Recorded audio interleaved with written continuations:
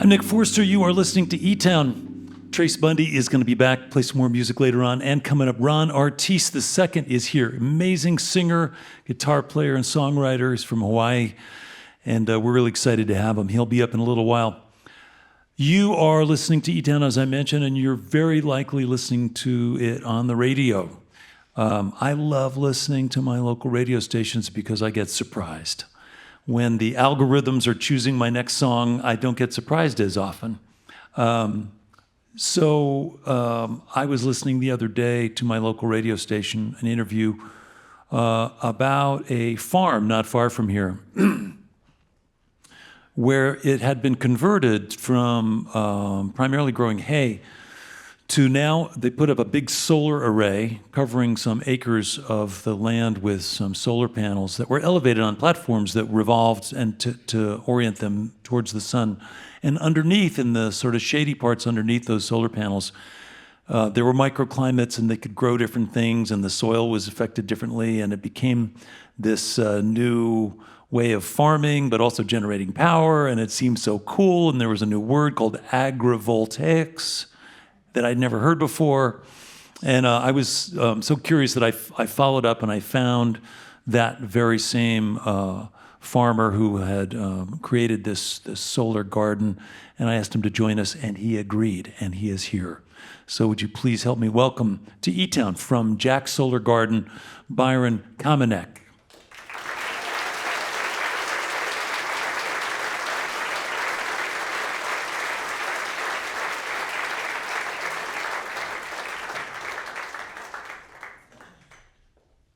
Did I kind of say your name right? Oh, you got it. I got it, okay. This is fun. Good. It's already fun. Yeah, already. Good. It's cool. Good. Thanks for having me. Yeah, well, Jack's Solar Garden, as I understand it, is named for your grandfather. You want to just tell us about him a little bit? Yeah, never met the fella, actually. His name was Jack Stingery. He was born in like 1895. He was a carpenter and a farmer for all his life, and he bought my family's farm that I currently live on in 1972. He passed away in 1980, and it's been in my family since. My mother still owns the land. And we've had different farm tenants cycling through the land over time, and I moved out there in 2016 to figure out a new life. Yeah, and so it's how many acres? 24 total, so 24, pretty small farm. Yeah, and that's hard to pencil, right? It's not big enough. It's hard to make that support your family, for example. Especially with hay. Yeah. You lose money on that one, yeah. Yeah. So was it your idea to put up a bunch of solar panels? Yeah. I tried to come up with a variety of different ideas. At first, I wanted to put it into a conservation easement, and I asked Boulder County if they were interested in doing that, and they said, "Nah, your land's a little too small." And I went back to them of trying to figure out, well, what else could we do with our land, and went through a handful of different ideas, and none of them quite worked. And I had a buddy in the solar industry that said, your land's really flat, you got a 3-phase line there, why don't you try a solar array? Took that idea to Boulder County, and they said, no, farmland's for farming, so why don't you go do that instead? And they were very kind, and they argued with me for about a year. And we changed the land use code in 2018 and got to build our solar array. Cool. And how much of that 24 acres is covered with solar panels? Just over 4. 4 acres, yeah. Yeah, 1 pasture out of 3 pastures has solar panels on it. Yeah. That sounds like a lot, 4 acres of solar panels. That's a lot. How many panels is that? 3,276, exactly. I have 31 rows of panels. It provides enough power for about 300 homes in the area. That's amazing. That's amazing. And they're elevated. They're up on a sort of a framework. Yeah, it's a racking system. And typically the solar panels, a traditional solar array, the panel height, like the lower edge of it, gets down to maybe 2 feet here in Colorado. We elevated ours up a bit higher so that the lowest part on the solar array is 4 feet, and we even have some that are higher that are about 5'6" at the lowest edge. Yeah. How tall are you? 6'5"-ish. Yeah. Yeah. So how are you doing navigating underneath those solar panels? I like the taller ones. Yeah. And so when I heard you on the radio the other day, you were talking about microclimates underneath the solar array. So I didn't understand how there was enough space and shade and how that could possibly create a microclimate. I hear you, friend. Like you have to come out, Nick. Come on out. Okay. We'll hang out. That's All fine. So on the solar array, we have panels that follow the sun throughout the day. So in the morning, they're facing east. Midday, they're flat. Afternoon, they're facing west. For those listening to us, I'm doing stuff with my arms. We have so in the morning, you can imagine that the sunlight is on is on part of the land, and then the shade slowly, or the sun and shade slowly cycle over the field. So everywhere gets a little bit of sun, everywhere gets some shade.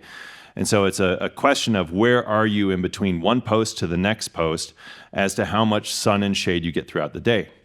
And then on top of that, the panels are redistributing precipitation off of them. So we have snow, we have dew, we have rainfall, and all of that changes throughout the course of this season as to what time of day those occur on our land. Mm-hmm. And that changes a lot of microclimates. Yeah. And what does it do to the soil to have shade and sort of unevenly distributed moisture and stuff like that?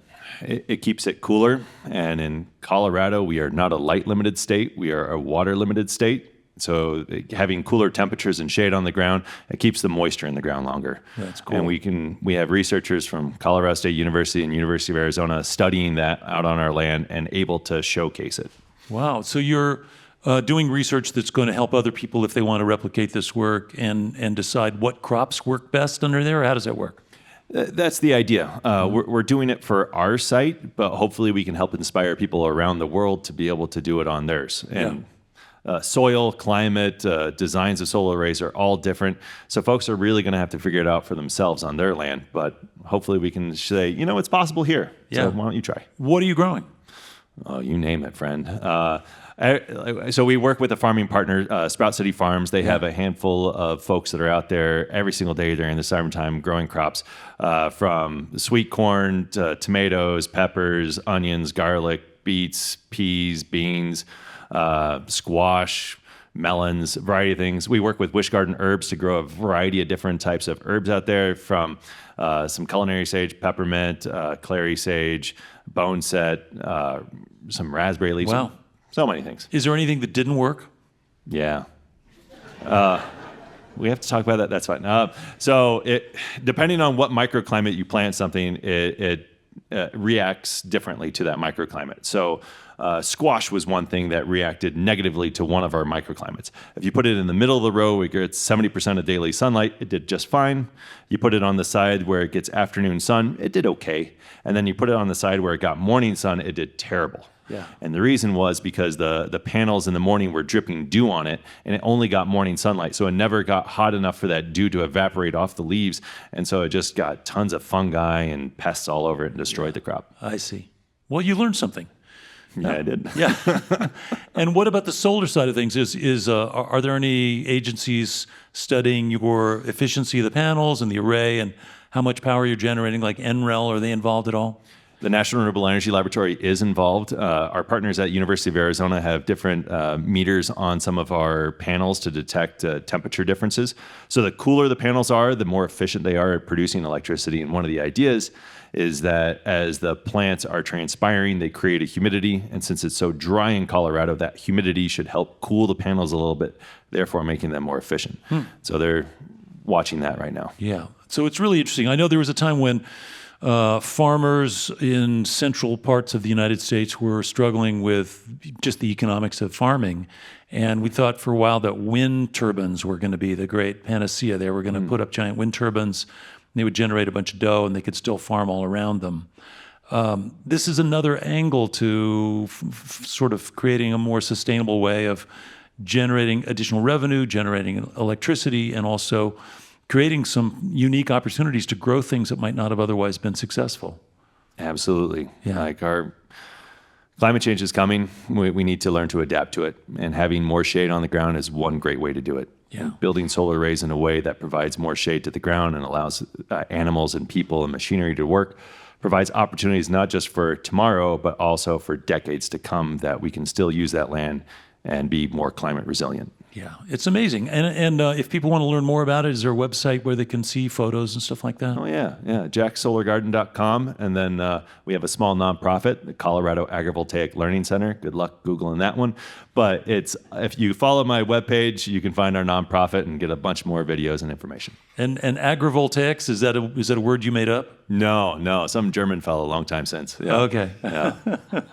And then lastly, I just want to ask about the unique nature. You talk about how Colorado is maybe sun rich and water poor, but in other climates in other parts of the country, is this concept something that's viable too? It is. It depends on what your goals are. In the southwest part of the U.S., where it's hotter and drier, having more shade is vastly more valuable. Whereas if you're up in Maine and New York, it might be more about you have certain land constraints to be able to try to do both of these different industries on the same piece of land. And so that's maybe why it's more valuable. Whereas out here, I see the shade as being extremely rich. Yeah.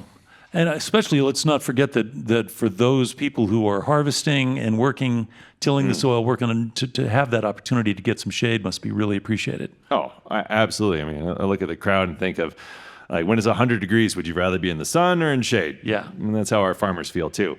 So they can plan their day around where the shade is going to be because the panels slowly track throughout the course of the day.